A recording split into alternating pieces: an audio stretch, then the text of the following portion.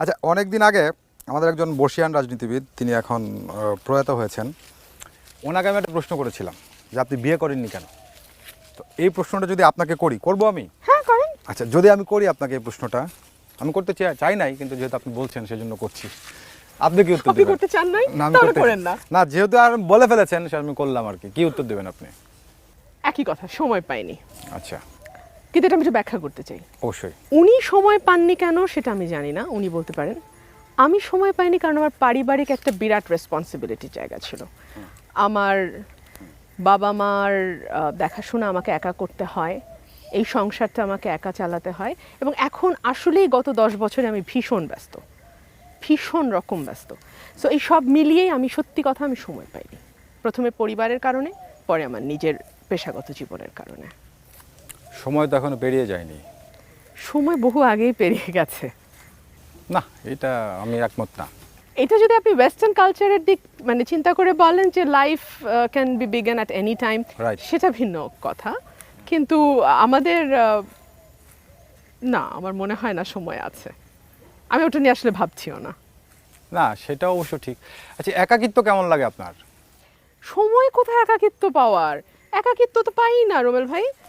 আমার পুরো বাসার রেসপন্সিবিলিটি দেখে, পার্টির কাজ করে, আপনাদের গণমাধ্যমের সাথে প্রতিনিয়ত কথা বলার পরে, লেখালেখি করার পরে আমি তো সময় পাই না, হাতে সময় থাকে না। তাই? মানে সময়ের খুব টানাটানি। সময় টানাটানি সত্যি। আমার যদি কোনো কিছুর অভাব থাকে সেটা হচ্ছে সময়। কিন্তু আমি কেন জানি আমার বারবার মনে হচ্ছে, সেটি হচ্ছে ধরুন এই যে আপনার পার্টির কাজ করা, আপনার গণমাধ্যমের সঙ্গে কাজ করা, আপনার নিজের লেখালেখি করা, আপনার আইন পেশায় সময় দেয়া, এত কিছুর জন্য কোনো না কোনোভাবে আপনি সময় বের করে নেন, এইটার জন্য আপনি সময় পান না। আমার মনে হচ্ছে এটা আপনি এড়িয়ে যাচ্ছেন। আমি আপনাকে সব সত্যি বললাম। আপনি আমার মুখে আসলে কোন একটা উত্তর শুনতে চাচ্ছেন। আপনি কি শুনতে চাচ্ছেন আপনারা বলে দেন। না, আমি সত্যিটা শুনতে চাচ্ছি। আপনি আমি যত সত্যিই ব্যাখ্যায় বললাম দিচ্ছেন, এতক্ষণ। যত ব্যাখ্যায় দিচ্ছেন, কোনোটাই আমার কাছে বিশ্বাসযোগ্য আমি মনে হচ্ছে না। এতক্ষণ আপনাকে সত্যি বলেছি। না, আচ্ছা, যাই হোক, আপনি সত্যি বলেছেন, ঠিক আছে। এখন ঘটনাটা হচ্ছে কি জানেন, ধরুন আপনি তো একজন লয়ার, আপনার সঙ্গে তো আমি কথাই পারবো না। আপনারা হচ্ছে সত্য বের করে আনতে পারেন না। আপনার কাছ থেকে সত্য বের করা মনে হয় আমার পক্ষে সম্ভব হবে না, আমার যেটা মনে হচ্ছে আর কি। আপনি যা ভাবেন। আচ্ছা, আমি আমার মতো ভেবে নিলাম। কিন্তু সময় চান কারো কাছে, মানে কেউ সময় দিক আমাকে? আমার তো সময়টা থাকতে হবে তাকে দেওয়ার মতো, বা তার কাছ থেকে সময়টা নেয়ার মতো। না, সেটা তো অবশ্যই, কিন্তু একটা বিষয় হয় কি, ধরুন অনেক ব্যস্ততা, এইসব ব্যস্ততার মধ্যেও কখনো কোনো ধরেন বৃষ্টি ভেজা সন্ধ্যায় আজকে কোনো কাজ নেই হাতে, এরকম সময়ে খুব কাছাকাছি সময়ের মধ্যে মনে পড়ে না ঘটেছে। আচ্ছা, আর তাছাড়া নেটফ্লিক্স আছে, বন্ধু বান্ধব আছে, মা আছেন, সময় তো কেটেই যায়। আর কোনো সন্ধ্যাকে আসলে আপনারা আমাকে ফ্রি রাখতে দেন? সেটা কোনো তো না কোনো গণমাধ্যমের সাথে তো আমার কথা হয়। না, তা হয়, কিন্তু তারপরে হয় না। এই যে ধরেন মাঝখানে আমাদের কোভিড পিরিয়ড গেল, তখন হয়তো ফ্রি থাকেননি, কিন্তু বাসায় থেকেই কাজ করেছেন, হয়তো গণমাধ্যমের সঙ্গে কথা বলেছেন, স্টুডিওতে আসতে হয়নি, বাসা থেকে যুক্ত। জুম? হ্যাঁ, জুম ছিল, কিন্তু ধরুন আপনি আমার সঙ্গে এসে 1 ঘন্টা 40 মিনিট 35 মিনিটের শো করবেন, সেটার জন্য এখন আপনাকে হয়তো বাসা থেকে আরও 1 ঘন্টা আগে বেরোতে হয়, আরও আগে থেকে প্রিপারেশন নিতে হয়। তো সব কিছু মিলে তখন তো আর এটা ছিল না, সেজন্য বলছি। আর ওই সময়টাতে আমরা অনেককে অনেক রকম, মানে আমরা ইউজুয়ালি যাদেরকে যেরকম দেখি না, অনেককে দেখেছিলাম। যেমন আমি একজন অভিনেতার কথা বলতে পারি, জাহিদ হাসান, অনেক নাম করা অভিনেতা। হঠাৎ করে তখন আমরা খবর পেলাম যে তিনি কবিতা লিখতে শুরু করেছেন, এবং তার সেই কবিতা প্রকাশও হচ্ছে। তো মানে এরকম একজনের উদাহরণ দিলাম, এরকম অনেকেই অনেক কিছু করতে আমরা হ্যাঁ, দেখেছি। কেউ ছবি এঁকেছে, কেউ গান শিখেছে, গান গেয়েছে, নানান রকম, কেউ টিকটক বানিয়েছে, কেউ টিকটক বানিয়েছে। তো আমিও সেরকম সময়ের কথাই বলছি আর কি। তখন এই আপনার করোনায় আমার 2 বার করোনা হয়েছে। আচ্ছা আচ্ছা। সো আমি নিজেকে বাঁচানোর আপ্রাণ চেষ্টায় ছিলাম এবং সাবধান ছিলাম। সো করোনার সময়টা না আসলে আমাদের সবার জীবনটাই একটু এলোমেলো ছিল। একটা চাপা ভয়, অনিশ্চয়তা, বিশেষ করে আমার মতন যারা বয়স্ক মানুষ নিয়ে আমরা থাকি, আমাদের তো ভীষণ ভয় যে কি না হয়ে যায়। আর এখন যেমন টিকা দেওয়ার পরে কিছুটা আমরা অন্তত মানসিকভাবে শান্ত হয়েছি এবং বুঝতে পেরেছি যে আসলে অসুখটা কি, কিন্তু ওই 2 বছর তো একটা অন্ধকারের মধ্যে থাকা। সেই সময় আমার মনে হয় না বৃষ্টি ভেজা সন্ধ্যা কাউকে রোমান্টিকভাবে স্পর্শ করেছে। না ভাই, ওই সময়টা খুবই ভয়ের ছিল, ওই সময়টা আতঙ্কের, ওই সময়টা দুশ্চিন্তার, এবং সর্বোপরি ওই সময়টা আমাদের কারোরই খুব ভালো কাটে।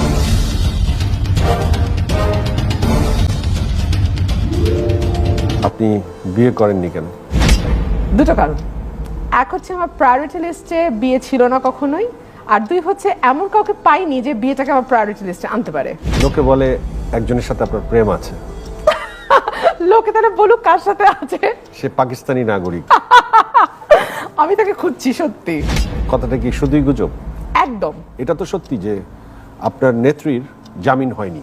আপনি টকশোতে এসে আমার সাথে কথা বলছেন, আপনার থাকার কথা কোথায়? আমার যে যে জায়গায় থাকার কথা আমি প্রত্যেকটা জায়গায় ছিলাম।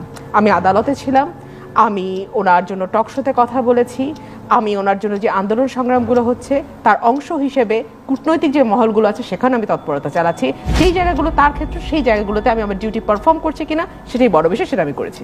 লোকে বলে যে দলের শীর্ষ নেতার সাথে আপনার মাত্রাতিরিক্ত সম্পর্ক আছে, কথাটা কি ঠিক নাকি ঠিক না? আপনার দলের শীর্ষ নেতা বেগম খালেদা জিয়া, বিএনপি চেয়ারপারসন, তার সঙ্গে আমার নিশ্চয়ই বিএনপি চেয়ারপারসনের সঙ্গে আমার অত্যন্ত ঘনিষ্ঠ সম্পর্ক। হ্যাঁ, অ্যাক্টিং চেয়ারম্যান সাহেবের সঙ্গে আমার জীবনে দুবার দেখা হয়েছে। 2016 সালে আমি দলীয় কনফারেন্সে গিয়েছিলাম লন্ডনে, 2017 সালে আমি দলীয় কনফারেন্সে গিয়েছিলাম লন্ডনে, এবং 16 সালে আমার দেখা হয়েছে, 17তে দেখাও হয়নি। আপনাদের কোথায় পরাজয় রাজনৈতিকভাবে? একটা দল যখন একটা ফ্যাসিস্ট সরকারের বিরুদ্ধে লড়াই করে তখন তাকে নানান চাপের মধ্যে দিয়ে যেতে হয়, এবং বিএনপি সেই চাপের মধ্যে দিয়ে যাচ্ছে। আমি বিএনপির কোনো দুর্বলতা দেখি না, আমি বিএনপির সফলতা দেখি। সফলতা হচ্ছে দলটিকে ভাঙবার বারবার চেষ্টা হয়েছে, সেই চেষ্টা ব্যর্থ হয়েছে। আমি কিন্তু তৃণমূলে রেগুলার যাই, আমার গ্রামে আমি রেগুলার যাই, আমার এলাকায় আমি রেগুলার যাই, সেখানে আমি দেখি যে মানুষরা অত্যাচারিত হচ্ছে ঠিকই, কিন্তু তাদের বন্ধন কিন্তু আরো শক্ত হচ্ছে, আরো দৃঢ় হচ্ছে। সংসদে আপনি কি কথা বলার সুযোগ পান?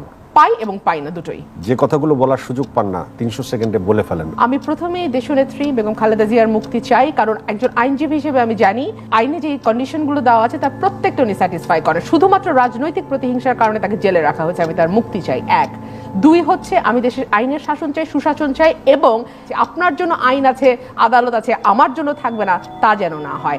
আর মিথ্যা হয়রানিমূলক মামলায় আমাদের অসংখ্য নেতাকর্মী কারাগারে আছে, অসংখ্য নেতাকর্মী পলাতক আছে, অসংখ্য নেতাকর্মী তার এলাকায় যেতে পারে না, তারা যেন সুষ্ঠু ধারার রাজনীতি করতে পারে সেই দাবি আমি জানাচ্ছি। এবং বাংলাদেশের মানুষকে তার অধিকার, তার ভোটাধিকার যেন ফিরে দেওয়া হয়, যেখান থেকে তাকে বঞ্চিত করা হয়েছে গত 6 বছর যাবত। দুটো ইলেকশন চলে গেছে, মানুষ ভোট দিতে পারেনি, মানুষকে তার ভোটের অধিকার ফিরে দেওয়া হোক। মাননীয় প্রধানমন্ত্রীর কাছে আপনি জমি চেয়েছিলেন এবং আপনি সেখানে লিখেছেন যে আপনার ঢাকা শহরে কিছু নেই, কিন্তু লোকে বলে 1973 সালে বঙ্গবন্ধু আপনার বাবাকে লালমাটিয়ার একটি বাড়ি দিয়েছিল এবং আপনি নির্বাচনী হলফনামায় আপনার লালমাটিয়ার বাড়ি এবং ইস্কাটনের ফ্ল্যাট উল্লেখ করেছেন।